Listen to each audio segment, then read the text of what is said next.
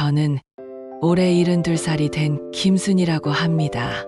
평생을 억척스럽게 살아온 제가 오늘 이런 말씀을 드리게 될 줄은 꿈에도 몰랐습니다. 제 이야기를 들어주세요.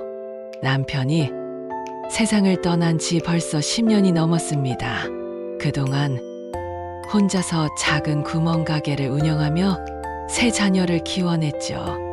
큰아들 민수는 지금 46이고 둘째 딸 영희는 42, 막내 아들 철수는 39입니다. 모두 결혼해서 각자 가정을 꾸리고 살고 있어요. 제가 운영했던 구멍가게는 동네에서 꽤 유명했습니다.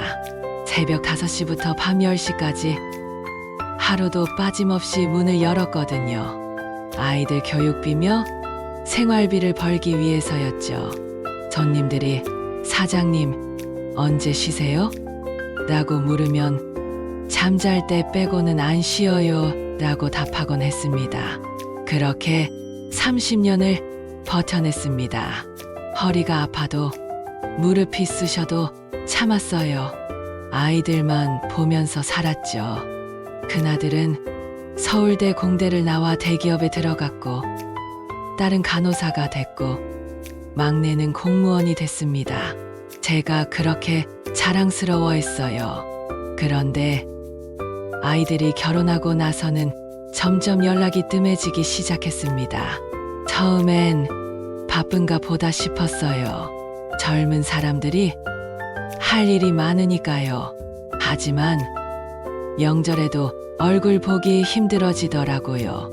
"엄마, 처가에도 가야 하고 일도 바빠서 못 가겠어요. 엄마, 아이가 열이 나서 못 갈 것 같아요." 항상 변명뿐이었습니다. 그래도 괜찮다고 건강하기만 하면 된다고 말해줬어요. 속으론 얼마나 서운했는지 모르지만 말이죠.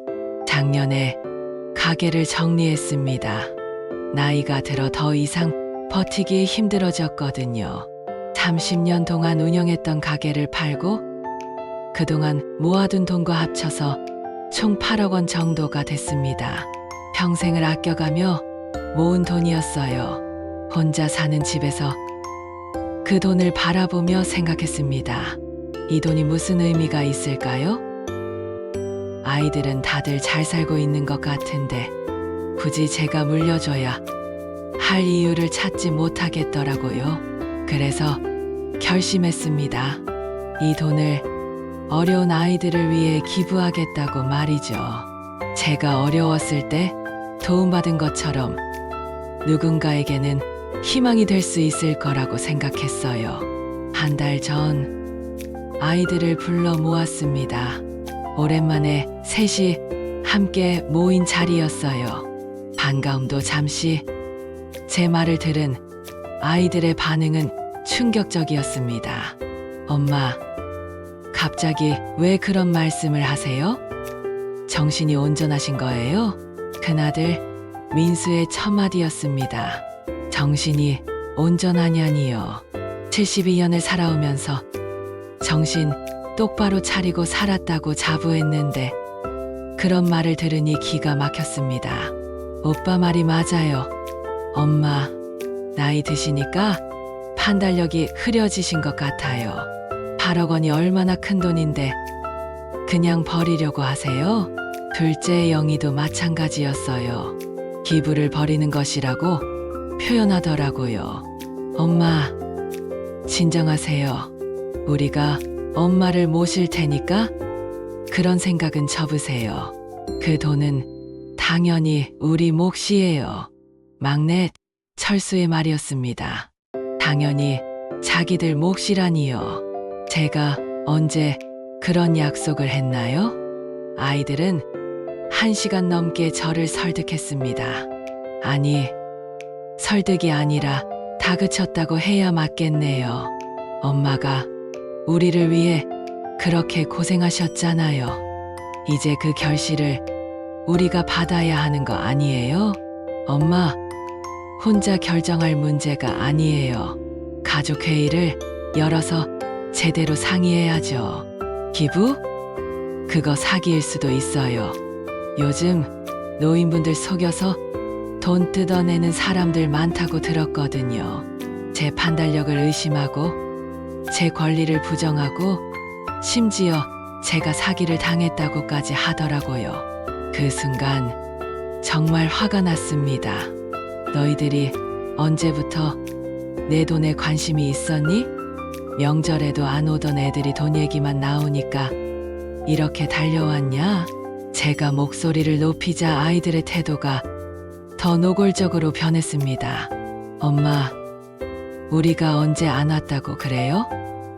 바빠서 못 간 거지 마음이 없어서가 아니잖아요. 그리고 이건 관심의 문제가 아니라 권리의 문제예요.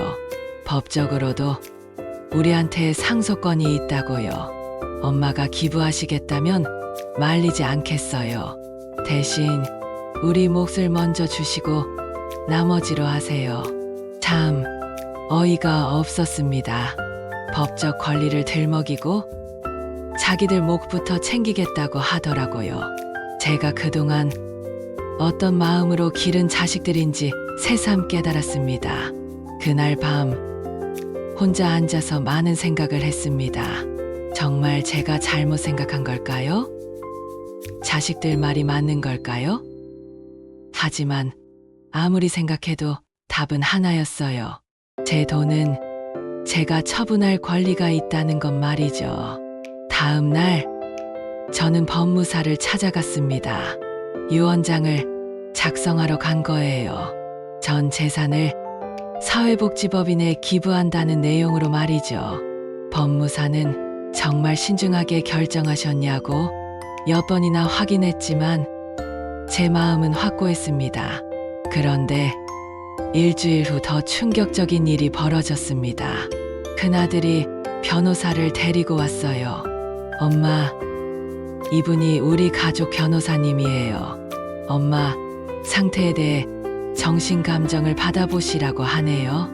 정신감정이라니요. 제 정신상태에 문제가 있다며 법원에 후견인 선임 신청을 할 거라는 거였어요. 그러면 제가 재산 처분을 할 수 없게 된다는 거죠. 그 순간 정말 절망스러웠습니다. 내가 기른 자식들이 나를 정신병자 취급하며 재산을 빼앗으려고 하다니요. 민수야, 내가 정말 내 아들이냐? 엄마를 이렇게 몰아붙일 수 있냐? 엄마를 위해서 하는 일이에요.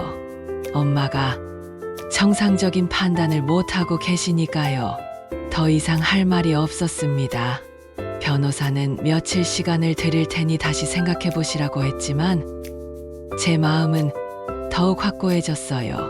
그날 밤 저는 오랜 친구인 박순자에게 전화를 걸었습니다. 순자는 저보다 3살 위인 75살인데 남편 없이 혼자 자식 넷을 키운 분이에요. 순자야, 나 지금 너무 힘들어. 모든 상황을 말씀드렸더니 순자가 이렇게 말하더라고요.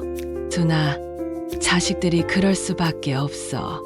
요즘 세상이 얼마나 팍팍한데. 그래도 내 자식들이잖아. 그렇다고 해서 이런 식으로 해도 되는 거야? 내 마음은 이해하지만 한 번 더 생각해봐. 정말 후회 안 할 거야? 순자의 말을 듣고 다시 한번 곰곰이 생각해 봤습니다. 정말 후회하지 않을까요? 죽을 때까지 원망하며 살지는 않을까요? 하지만 결론은 똑같았어요. 제 신념을 굽힐 순 없었거든요. 며칠 후 저는 아이들을 다시 불렀습니다. 이번에는 제가 먼저 입을 열었어요. 너희들 말이 맞다. 엄마가 너무 성급하게 결정했나 봐. 아이들 얼굴에 안도의 표정이 스쳤습니다. 역시 엄마가 현명하세요. 우리도 엄마 기부 취지는 찬성해요. 다만 우리도 생각할 시간이 필요했던 거예요. 큰아들이 다정하게 말했어요. 정작 제가 마음을 바꾼 이유는 전혀 다른 것이었지만 말이죠. 그런데 말이야, 엄마가 한 가지 조건이 있어. 네, 무슨 조건이세요? 앞으로 한 달 동안 너희가 번갈아 가며 엄마와 함께 살아봐. 그리고 진짜 효도가 뭔지 보여줘. 그러면 기부 생각을 접을게. 아이들은 기꺼이 받아들였습니다. 돈을 위해서라면 한 달쯤이야 참을 수 있다고 생각했겠죠. 첫째 주는 큰아들 민수가 왔습니다. 처음 이틀은 그럭저럭 잘해줬어요. 외식도 시켜주고 말동무도 해주고요. 하지만 사흘째부터 본색이 드러나기 시작했습니다. 엄마, 저 회사 일로 급한 전화 좀 받아야 해요. 하루 종일 전화만 붙잡고 있었어요. 제가 말을 걸어도 잠깐만요. 지금 중요한 통화 중이에요. 라며 손짓만 했죠. 저녁 준비도 대충 배달음식으로 때웠고 밤늦게까지 노트북을 들여다보며 일만 했어요. 민수야, 엄마랑 같이 있는 시간인데 일은 좀 나중에 하면 안 되겠니? 엄마, 제가 이 일 못 끝내면 큰일 나요. 이해해 주세요. 둘째 주는 영희 차례였습니다. 영희는 처음부터 짜증을 내더라고요. 엄마, 제가 간호사라서 교대 근무해야 하는 거 아시잖아요. 어떻게 일주일 내내 여기 있어요? 그럼 내가 있을 수 있는 날만이라도. 아이고, 진짜 알았어요. 최대한 와 있을게요. 영희는 이틀만 있다가 병원에 응급 환자가 생겼다며 가버렸어요. 나머지 날들은 전화로 잘 계시죠? 만 물어봤고요. 막내 철수가 마지막이었습니다. 철수는 그나마 성의를 보이려고 했어요. 함께 마트도 가고 산책도 하고요. 하지만 역시 며칠 못 가서 한계를 드러냈습니다. 엄마, 솔직히 말씀드릴게요. 저희도 각자 생활이 있어요. 매일 이렇게 와서 모시기는 어려워요. 그럼 어쩌자는 거니? 요양원 같은 곳도 좋은데 많잖아요. 거기서 또래분들이랑 같이 지내시면 덜 외로우실 것 같은데요. 요양원이라니요. 결국 저를 요양원에 보내고 싶다는 말이었어요. 한 달이 지났습니다. 아이들은 모두 약속을 지키지 못했어요. 진짜 효도가 뭔지 보여주기는커녕 오히려 더 실망만 안겨줬죠. 그래서 저는 최종 결정을 내렸습니다. 전 재산을 기부하기로 말이에요. 단 한 가지 조건을 달았어요. 아이들을 다시 불러서 말했습니다. 너희들이 한 달 동안 보여준 게 이거냐? 이게 효도냐? 엄마, 저희도 최선을 다했어요. 각자 사정이 있는 거 이해해 주세요. 좋다. 그럼 내 결정도 이해해라. 전 재산을 기부하기로 했다. 아이들 얼굴이 새하얗게 변했어요. 엄마, 약속이 다르잖아요. 내가 언제 기부를 안 하겠다고 했니? 여의가 진짜 효도를 보여주면 생각을 접겠다고 했지. 그런데 너희가 보여준 게 이거잖아. 그래도 이건 너무한 거 아니에요? 저희도 나름 노력했다고요. 그때 제가 준비해둔 말을 꺼냈습니다. 좋아. 그럼 마지막 기회를 한 번 더 줄게. 앞으로 1년 동안 너희 중 누구든 한 명이 정말로 효도다운 효도를 해봐. 그러면 그 사람한테만 재산을 물려줄게. 아이들끼리 눈치를 보기 시작했어요. 형제간에 경쟁을 붙인 거죠. 그 후 정말 놀라운 일들이 벌어졌습니다. 제 자식이 번갈아 가며 찾아와서 극진하게 모시기 시작한 거예요. 민수는 매주 주말마다 와서 집안 청소를 해주고 영희는 건강검진 예약을 잡아주고 함께 병원에 다녀주고 철수는 맛있는 반찬을 직접 만들어서 가져다 줬어요. 처음엔 어색했지만 점점 자연스러워졌습니다. 오랜만에 자식들과 함께 보내는 시간이 즐거웠어요. 그런데 반년 정도 지나니까 아이들이 지쳐하기 시작하더라고요. 엄마, 언제까지 일해야 해요? 좀 지쳐요. 형은 좋겠네요. 주말에만 와서 청소 조금 해주면 되니까. 저는 매주 병원까지 모셔다 드려야 하는데 너희 둘 다 그나마 낫지. 나는 반찬까지 만들어야 한다고. 서로 자기가 더 힘들다고 투덜거리는 모습을 보니 또 실망스러웠어요. 역시 돈 때문에 하는 일이었구나 싶었죠. 그래서 어느 날 아이들에게 진실을 말해줬습니다. 얘들아, 엄마가 사실 거짓말했다. 네? 무슨 거짓말이요?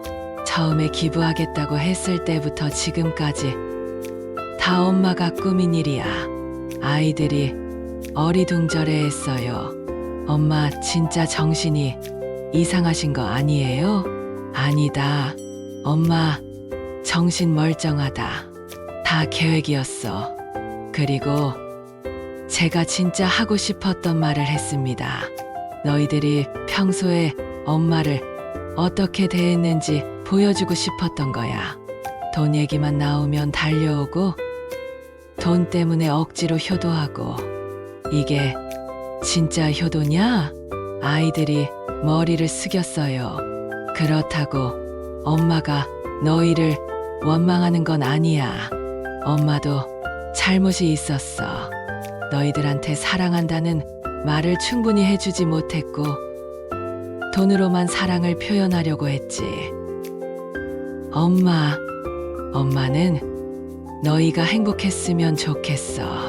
돈 때문에 가족이 싸우는 건 원하지 않아.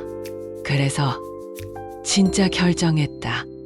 이 돈으로 너희 셋 다 도와줄게. 그날 제가 진짜 계획을 발표했습니다. 8억 원을 3등분해서 각자 2억 7천만 원씩 나눠주되 조건이 있다고 했어요. 한 달에 한 번씩은 꼭 안부 전화를 하고 분기마다 한 번은 함께 식사를 하자고 말이죠. 돈 때문이 아니라 정말로 엄마가 보고 싶어서 만나자. 아이들은 울면서 제게 사과했습니다. 엄마, 죄송해요. 저희가 너무 철없었어요. 엄마 마음도 생각 안 하고 돈만 생각했어요. 앞으로는 정말 자주 뵐게요. 약속드릴게요.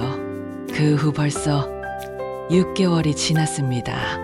아이들은 정말로 약속을 지키고 있어요. 매달 전화도 하고 분기마다 만나서 식사도 하고요. 예전처럼 억지로 하는 게 아니라 자연스럽게 말이에요. 며칠 전에는 손자 손녀들까지 데리고 와서 함께 시간을 보냈어요. 아이들이 할머니가 얼마나 고생하셨는지 알겠다며 절을 하는 모습을 보니 정말 뿌듯했습니다. 지금 생각해보면 제가 한 일이 옳았던 것 같아요. 돈으로는 진짜 사랑을 살 수 없다는 걸 아이들에게 알려준 거니까요. 물론 처음엔 아이들이 상처받을까봐 걱정도 많이 했어요. 하지만 지금은 예전보다 훨씬 가까워진 것 같아서 다행입니다. 요즘 저는 작은 봉사활동을 하고 있어요. 동네 독거노인분들 도시락 배달하는 일이에요. 제가 외로웠던 경험이 있어서 그분들 마음을 잘 아는 것 같아요. 그분들께 도시락을 드리면서 하는 말이 있어요. 자식들이 바빠서 못 와도 서운해하지 마세요. 사랑하는 마음은 다 똑같을 거예요. 제가 그렇게 깨달았거든요. 사랑은 시간이나 돈으로 재는 게 아니라 진심으로 하는 거라는 걸 말이에요. 지금 저는 정말 행복합니다. 자식들과의 관계도 좋아졌고, 의미 있는 일도 하고 있고, 건강도 괜찮고요. 무엇보다 제 자신이 당당해졌어요. 혹시 저와 비슷한 상황에 계신 분들이 있다면 이 말씀을 드리고 싶어요. 돈으로 사랑을 확인하려고 하지 마세요. 진짜 사랑은 따로 있으니까요. 그리고 자식들을 믿어보세요.